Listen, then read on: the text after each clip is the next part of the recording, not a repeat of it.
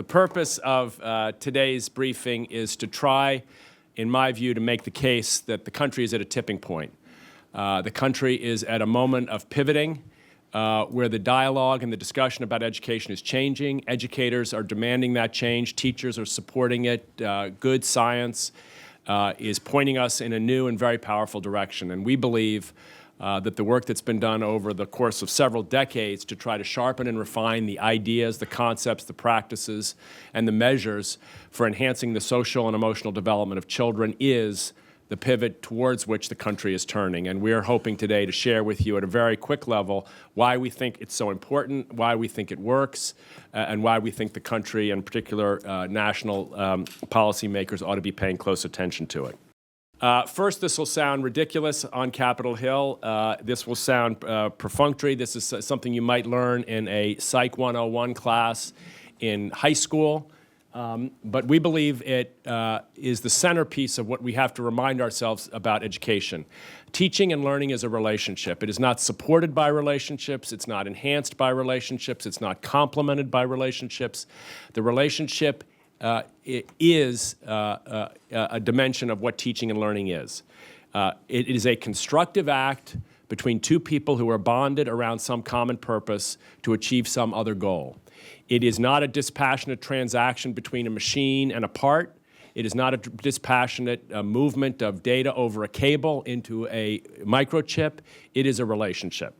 And if we remember only one thing, at least from my brief remarks, I hope you will remember that as we think about education, as we think about public policy, as we think about the needs of children, if we are constantly reminded that everything that has to happen in education in American schools has to happen through a relationship, we will be reminded of the centrality of this idea for the work we're all trying to do. And what's the difference between the shape on the left and the shape on the right? There's only one difference. One is not inherently more interesting than the other. The only difference is that the shape on the left has a significant adult that the child is attached to, and that adult wants the child to learn the meaning of that shape. There is no other reason why the child will try to understand the letter A or the letter E, or as opposed to a Chinese character or a Korean character or a creative shape. The only reason the child will try to understand the meaning of shape 1 is because a significant adult wants him or her to do so. Fairly basic.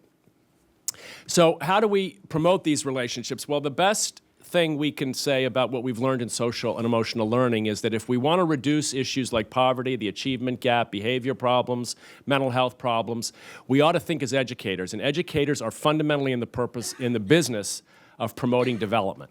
The best way to reduce the likelihood that a child will have significant trouble in school, significant disruptions to positive and optimal development, the best way to reduce the chance that development will take a bad turn and result in the need for interventions and or treatment, the best way is to promote good development.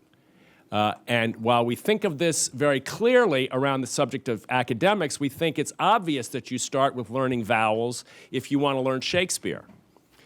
It's obvious that you start with learning sentence structure if you want to learn poetry. It's obvious in the academic sense, but it's not quite as obvious in the social and emotional learning sense. We want it to become just as obvious. Suffice to say that after several decades of work, the idea of refining the meaning of the social and emotional dimensions of learning has arrived at a definition, that definition has been pioneered by Roger Weisberg and hundreds of really very terrific scholars around the country over several decades, and we have come to this definition and begun to test it aggressively. It has been translated into this now, I think, quite well-known wheel of skills and values and attitudes, two of which center on self and internal management and awareness, two of which center on social awareness and management, and the fifth of which centers on good decision-making and the kinds of skills and values required to make optimal decisions for children and adults. In the fine print at the bottom of this slide, you'll see an important statistic that's just about a year old. When teachers look at this dimension of learning, more than 75% will say that the instruction in these skills, the enhancement of these qualities and values in their classrooms will result in increased academic performance. So the idea that we're splitting skills into soft and hard, cognitive and emotional, good, real and touchy-feely, that one set of issues is kumbaya and the other is how do you get a job, that is a false dichotomy. It has been perpetrated on educators for far too long, and part of our agenda is to end it.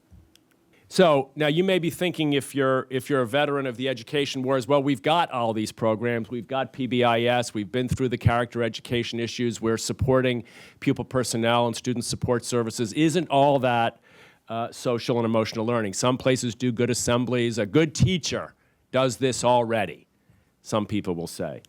The answer to that is, in some ways, yes, but in some ways, no, because what most schools feel like is the chart pioneered by Roger and Mo that you see here in front of you. Lots of good things going on, but in a crazy dysfunctional way. Dysfunctional in part because public policy asks people to do one thing after another without a common framework. Dysfunctional in part because we don't have a common framework around which to think. Dysfunctional in part for a lot of reasons.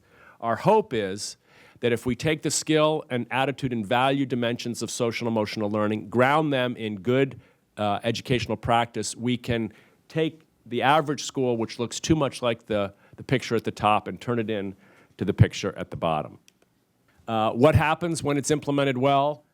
Good things. Fewer conduct problems, higher achievement scores, academic success, and positive school climate and social behavior, as evidenced by, most recently, the kind of seminal meta-analysis published just about 2 years ago by Roger and Joe Durlak and others that pointed out that across multiple domains, when these programs are when they're well implemented and evidence-based, we see an average of 11 percentile point gains in standardized achievement tests. So in improving the attachment of children to school, the relationships with their teachers, their capacity to self-regulate, their capacity to relate well to others, their capacity to bond and feel agency towards pro-social goals, guess what? You get better learning. Shouldn't sound like rocket science, but unfortunately, we're at a moment where it's still not well understood in the country, although that's changing rapidly. If we do this right, we can really, I think, make an enormously important contribution to ensuring that every child has the best possible chance to develop appropriately and positively, learn as much as they possibly can, and feel included and belonging in a school that they love and care about.